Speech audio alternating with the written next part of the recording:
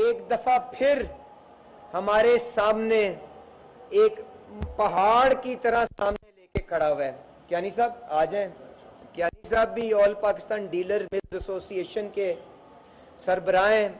اور انہوں نے بھی بھرپور ہمارا ساتھ دیتے ہوئے یہ جو ایک چیلنج ہمارے سامنے کھڑا ہوا ہے اس کے اندر مل کے چلنے کی یقین دہانی کرائی ہے. تو میں تنظیم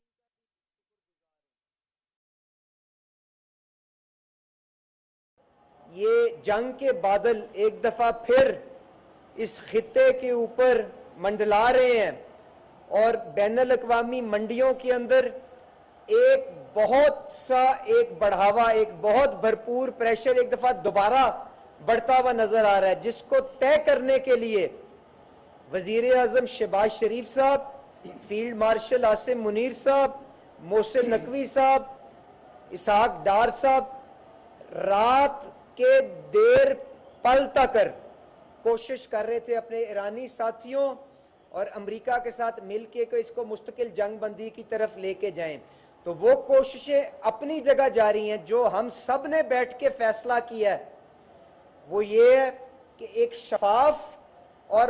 منصفانہ انداز کے اندر یہ جو مشکل کی گھڑی ہے مل کے اس کو طے کرنے کی کوشش کریں گے اور اوگرا کی مدد کے ساتھ جو مجبوراً قیمت کا بڑھاوا ہمیں آگے عوام کو منتقل کرنا پڑ رہا ہے کیونکہ ہمارے پاس جو بین الاقوامی معاہدے ہیں اس کے اندر جتنی کو گنجائش ہے ان کو دیکھتے ہوئے ہم اس نظام کو آگے چلا رہے ہیں. اس کے اندر اوگرا